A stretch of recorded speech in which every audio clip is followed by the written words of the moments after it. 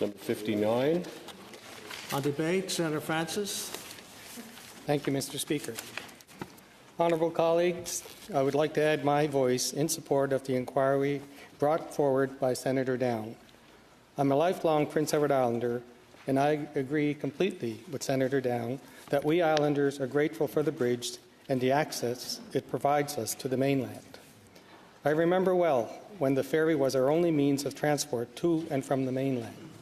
Organizing our lives around the ferry schedule or the weather was not always easy, especially when it was for medical treatment or appointments that had taken weeks to arrange in the first place.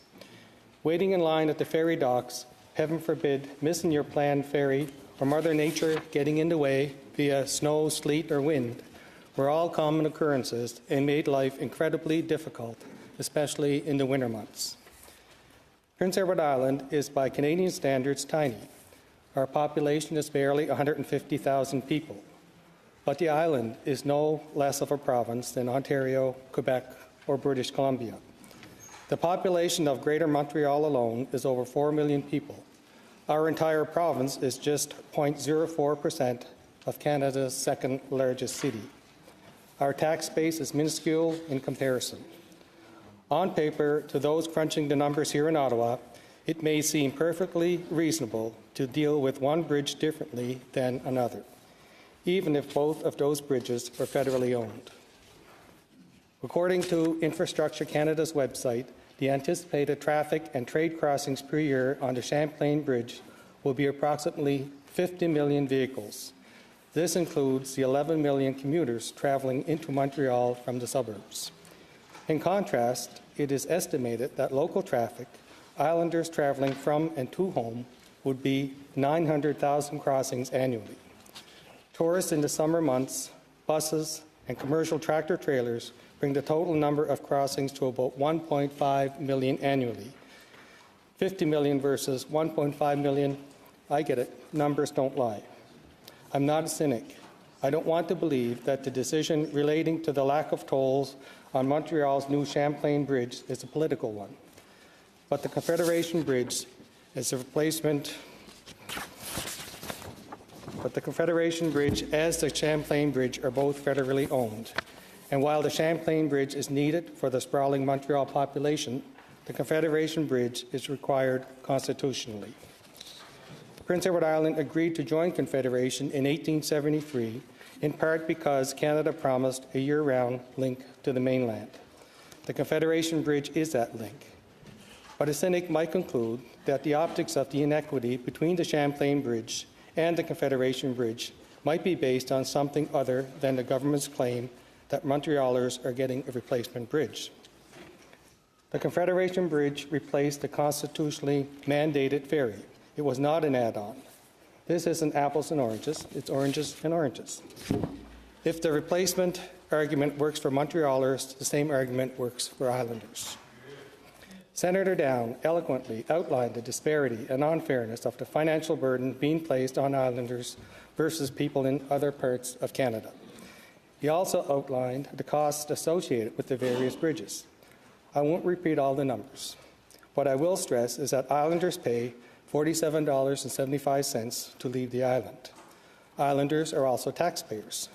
So the federally owned Champlain Bridge, costing $25 million annually to maintain upon completion using federal tax dollars, is also being paid for by Islanders. Simplistically speaking, that would be $47.75 each time an Islander leaves PEI, plus who knows how much more each April at tax time. The Mi'kmaq people of Prince Edward Island have inhabited the land for more than 10,000 years. When the French and English settlers began arriving in the early 1700s, we engaged in friendship treaties with them so that we could live together amicably. I am very much of the same mindset as my ancestors. I'm not unreasonable. I don't think Islanders are unreasonable. The convenience of the bridge far surpasses the uncertainty of ferry travel. But I read Senator Down's speech carefully. I also reviewed the Parliamentary Budget Officer's report that Senator Down commissioned in 2016. There are ways to deal with this. My concern is the disparity between regions in Canada. Our geography is massive. I understand fully the need to deal with regions and population centres differently. I concur with Senator Down that the decision relating to the Champlain Bridge has perhaps unwittingly, in my opinion, engendered resentment among Canadians and resentment among regions. As a former Mi'kmaq chief and negotiator, I always break down a problem into the most basic components and try to identify what exactly is agreeable to both parties and what exactly needs to be done or needs to be discussed in order to reach a compromise. Islanders agree with the government that the Confederation Bridge is necessary for the economic and lifestyle well-being of Islanders and the improvement of tourism and trade for PEI. Islanders and the government agree that the bridge has dramatically improved the daily lives of Islanders. Islanders and the government disagree because it appears that one area of Canada is being treated differently than another based on a random decision in what can be argued is an identical situation. The PBO report commissioned by Senator Down offers some ideas worth discussing.